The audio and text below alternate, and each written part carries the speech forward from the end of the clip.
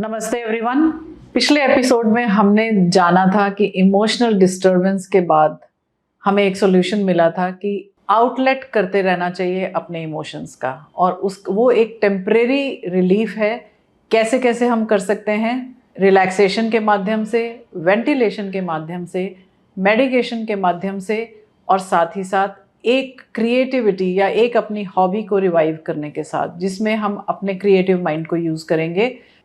लेकिन साथ ही साथ ये भी जाना था कि ये एक टेम्परेरी सॉल्यूशन है। तो आज हम जानने की कोशिश करेंगे कि इसका परमानेंट सॉल्यूशन क्या है, कैसे हम अपने इमोशनल डिस्टर्बेंसेस को परमानेंटली रिमूव कर सकते हैं।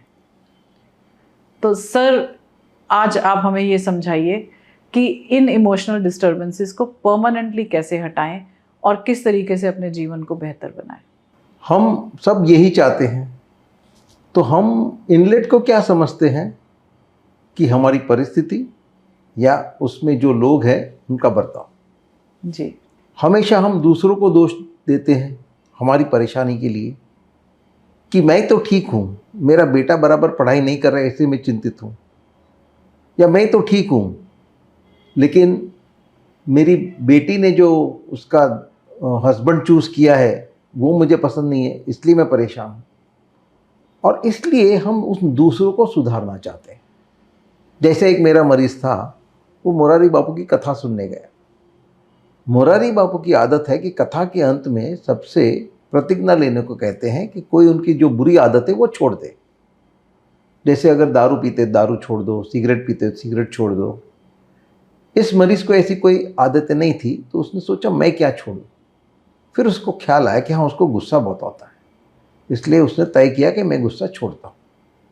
शाम को वो घर आया, बीबी बच्चों को बुलाया और कहा, देखो मैंने प्रतिज्ञा ली है कि मैं गुस्सा नहीं करूँगा, तो आप सब लोग ठीक से पेश आना। मानी हम चाहते हैं कि हमारी भलाई के लिए दूसरे सुधर जाए। बिल्कुल सही, बिल्कुल सही। जो हमारे बस में ही नहीं है। जी। तो सबसे बड़ी बात जो आपने अभी इनलेट की बताई कि हम ऐसा समझते हैं कि हमारे सफरिंग का या हमारे दुख का या हमारे इमोशनल डिस्टरबेंस का जो कारण है वो या तो परिस्थितियां हैं या हमारे आसपास के लोग हैं। लेकिन असलियत, जैसे आपने ये कहानी के माध्यम से समझाया कि जो असलियत है, जो इनलेट है, वो हम स्वयं है, क्योंकि हम कोशिश ये कर रहे हैं कि हमें खुश करने के लिए या हमारी इमोशनल डिस्टरबेंस को दूर करने के लिए सभी लोग सुधर जाएं या बदल जाएं। तो ये एक बहुत सुंदर बात आपने कही है कि हमें दूसरों से अपेक्षा नहीं रखनी है, अपने आप को सुधारना है। तो जैसे हम गाड़ी चला रहे हैं, कार चला रहे हैं, तो गाड़ी का स्टीयरिंग व्हील हमारे हाथ में है। उसको हम जिस तरह लेके जाना चाहे ले जा सकते हैं। लेकिन बगल में से दूसरी गाड़ी जा रही है, उसका स्टीयरिंग व्हील हाथ में ले पाएंगे? नहीं, बिल्कुल नहीं। और लेने की कोशिश करेंगे तो क्या होगा? एक्सीडेंट होगा। तो ठीक इसी तरह हमारे जीवन का स्टीयरिंग व्हील हमारे हाथ में है। हमें क्या करना है, हमें क्या नहीं करना है, वो हम तय करेंगे। लेकिन दूसरे के जीवन का स्टीयरिंग हमारे हाथ में ही नहीं है, लेकिन उसको हम हाथ में लेना चाहते हैं। जी। नतीजा एक्सीडेंट, झगड़े। तो दूसरों को हम बदल नहीं सकते। मैंने ये नहीं कहा वो सही है, लेकिन उनको अगर सुधारना है तो वो हम नहीं कर सकते। तो ये बात जैसे आपने कही कि हमारी गाड़ी का जो स्टीयरिंग है हमारे पास है और दूसरे की गाड़ी का स्टीयरिंग उसके पास है। तो हमारी कोशिश एक तो ये होनी चाहिए कि हम फोकस करें अपने स्टीयरिंग व्हील पर। दूसरी बात ये कि दूसरों का स्टीयरिंग व्हील ना तो हम इस्तेमाल करें और ना अपना स्टीयरिंग व्हील उनको दें, क्योंकि बहुत बार ऐसा भी देखा गया है कि हम दूसरों के को बदलने की कोशिश करते हैं। एक तो ये एस्पेक्ट है। दूसरा एस्पेक्ट ये है कि हम दूसरों की ट्यून पर भी नाचते नज़र आते हैं। दूसरों के की एक्सपेक्टेशंस कि वो हमसे क्या चाहते हैं हम वो करते हैं। तो जो इमोशनल डिस्टर्बेंस है ये दोनों तरीके से परेशान करती है। जब हम अपने इमोशंस का कंट्रोल भी दूसरों को दे देते हैं या दूसरों को कंट्रोल करने की कोशिश करते हैं। तो ये जानना बहुत ज़रूरी है कि ना तो हम अपना स्टीयरिंग दूसरे को दें और ना किसी दूसरे के स्टीयरिंग के साथ छेड़छाड़ करने की कोशिश करें। तो अब ये समझना ज़रूरी है कि अब एक्चुअल इनलेट क्या है। सर अब आप ये एक्सप्लेन करें कि एक्चुअल इनलेट क्या है। उसके लिए मैं एक उपमा दूंगा कि फर्ज करो मेरे हाथ में पत्थर है और उसको मैंने कांच पे फेंका, तो जी। क्या होगा? टूट जाएगा। क्यों टूटा? ज़्यादातर लोग कहेंगे क्योंकि उस पर पत्थर फेंका। जी। लेकिन वही पत्थर अगर मैं दीवार पे फेंकूं तो क्या वो टूटेगी? नहीं। क्यों नहीं? क्योंकि वो मजबूत है जी। और कांच कमज़ोर है। कमजोर है, नाजुक है। तो कांच फूटने की सही वजह पत्थर नहीं है, उसकी कंपनी कमजोरी है, जिसको हम नज़रअंदाज करते हैं और पत्थर को दोष देते रहते हैं। Right, very true. तो इसी तरह हमारे जीवन में पत्थर पड़ेंगे, प्रॉब्लम्स आएंगे, स्ट्रेस होने वाले हैं, लेकिन अगर हम कांच की तरह नाजुक है तो टूटेंगे, अपसेट हो जाएंगे, डिस्टर्ब हो जाएंगे, और बजाय पत्थर को दूर करने के हमें चाहिए कि हमारी कमजोरी को ढूंढ निकाले और उसको मजबूती में बदल दे।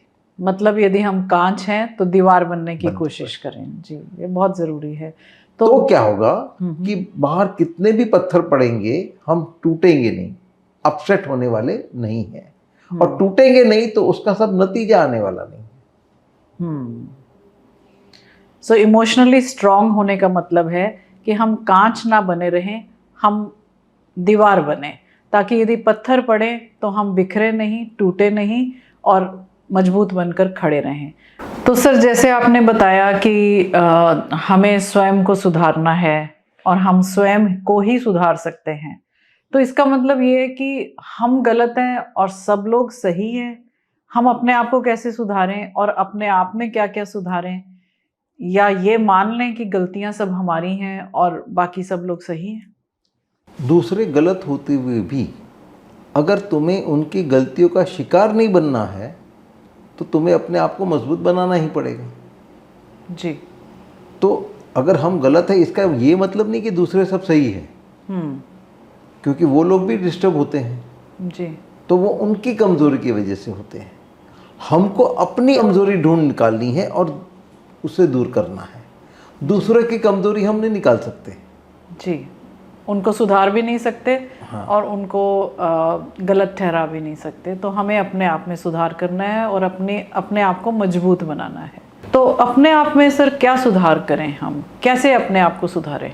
तो उसके पहले हमें ये जानना ज़रूरी है कि हम में क्या बदल सकता है और क्या नहीं बदल सकता। क्योंकि अगर ये फ़र्क नहीं मालूम है तो जो हम में नहीं बदला जा सकता उसको सुधारने की कोशिश करेंगे तो सब प्रयत्न व्यर्थ जाएंगे। तो ऐसा भी कुछ है जो हम बदल नहीं सकते? हाँ, उसको कहते हैं स्वभाव। ओके। और वो बदलता क्यों नहीं है? क्योंकि वो जन्मजात है। अच्छा, जो जन्म से स्वभाव के साथ पैदा हुए हैं वो बदल नहीं सकता है। हाँ। और फिर कुछ ऐसी चीज़ें हैं जो बदल भी सकती हाँ, हैं, तो वो क्या है? हमारी मान्यताएं, हमारी मान्यताएं। ओके। क्योंकि उसका आधार परवरिश पे है, वो जन्मजात नहीं है। माँ बाप ने क्या सिखाया, शिक्षक ने क्या सिखाया, मित्रों से क्या सीखे, अपने अनुभव से क्या सीखे, उसका निचोड़ वहाँ पे है। अच्छा। तो हम अपनी मान्यता को बदल सकते हैं, स्वभाव को नहीं बदल सकते। ओके। तो जिस स्वभाव के साथ हम पैदा हुए हैं, जो जन्मजात हमारा स्वभाव है, वो बदला नहीं जा सकता। लेकिन जो मान्यताएं जो हमें अपने माता पिता से, अपने शिक्षकों से, अपने टीचर से, अपने मित्रों से या फिर समाज से मिली हैं, उन्हें हम चेंज कर सकते हैं, उन्हें हम बदल सकते हैं। That is very right.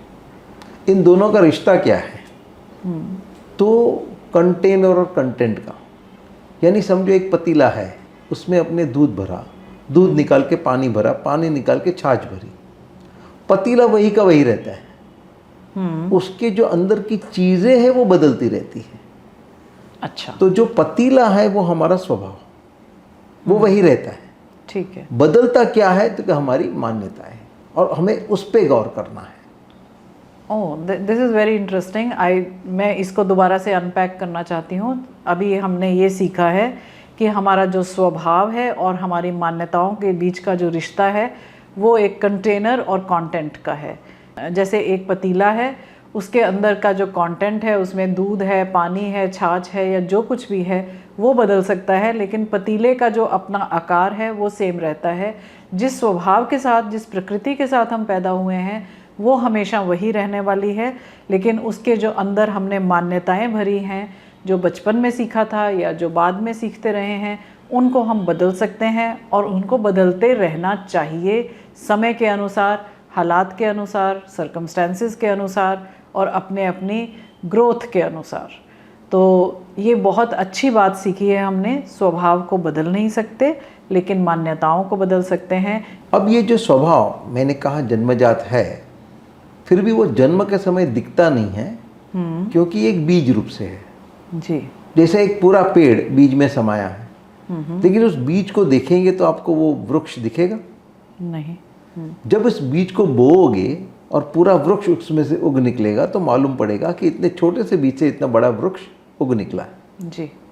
इसी तरह हमारा स्वभाव भी जन्म के समय बीज रूप से है और जैसे हम बड़े होते हैं वो निखर आता जी। तो सब फर्ज करो कि हमने सेब का बीज बोया है, तो पेड़ कौन सा उगेगा? सेब का। सेब का। फल कौन से मिलेंगे? सेब के। अब उस सेब के पेड़ से हम अपेक्षा रखते हैं आम की या चीकू की या संतरे की या केले की, तो क्या होगा? फ्रस्ट्रेशन। हाँ। अब वो फ्रस्ट्रेशन के लिए हम किसे जिम्मेदार मानते हैं? पेड़ को। पेड़ को।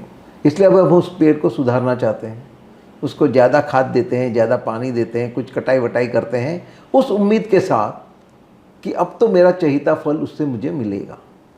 लेकिन तुम्हारे लाख प्रयत्न के बावजूद वो मूर्ख पेड़ सुधरता नहीं है जी। तो क्या नतीजा होता है? और गुस्सा आता है, चिढ़ आती है, फ्रस्ट्रेशन बढ़ जाता है और उसके लिए हम जिम्मेवार किसे ठहराते हैं? फिर उसी पेड़ को। उसी पेड़ को। अब वास्तव में, हकीकत में क्या वो पेड़ हमारे अपसेट होने के लिए जिम्मेदार है? नहीं। तो क्या जिम्मेदार है? हमारी अपेक्षा। और कैसी अपेक्षा? जो अवास्तविक है। हकीकत ये है कि वो सेब का पेड़ है, हमारी अपेक्षा है आम की या संतरे की या चीकू की। तो ये जो हमारी अवास्तविक अपेक्षा है, यही हमारी अंदरूनी कमजोरी है, जिसके वजह से हम होते हैं दुखी जब भी जीवन में आता है दुख। और परिस्थिति को मार मचोड़ के हमारी अपेक्षा में फिट करने के बजाय हमें चाहिए कि इस अपेक्षा को छोड़े और हकीकत को जैसा है वैसे स्वीकार करें। तो ये बहुत अच्छे से हमने सीखा कि जो भी हमारा स्वभाव है, जो मूल स्वभाव है, वो बदलता नहीं है। जैसे एक पेड़ का जो बीज है, यदि हमारा बीज सेब का है तो उससे फल भी सेब का आएगा और उसी को ही हम नर्चर कर सकते हैं। यदि हम उससे एक्सपेक्टेशन, अपेक्षाएं दूसरी रखेंगे तो फिर हम फ्रस्ट्रेट होंगे और फिर कारण हम समझेंगे कि पेड़ है, लेकिन वो एक्चुअली क्या होगा, हमारी जो एक्सपेक्टेशंस हैं वो कारण बनेंगी। तो अब हमें ये देखना है कि हम अपनी एक्सपेक्टेशंस को कितना सहज रूप से स्वीकार कर सकते हैं। यही हमारा एक मकसद होना चाहिए। हकीकत को स्वीकार कर लें और अपने जो फ्रस्ट्रेशंस हैं उनसे बच जाएं। इससे हमारी इमोशनल डिस्टर्बेंसेस हमें परेशान नहीं करेंगी।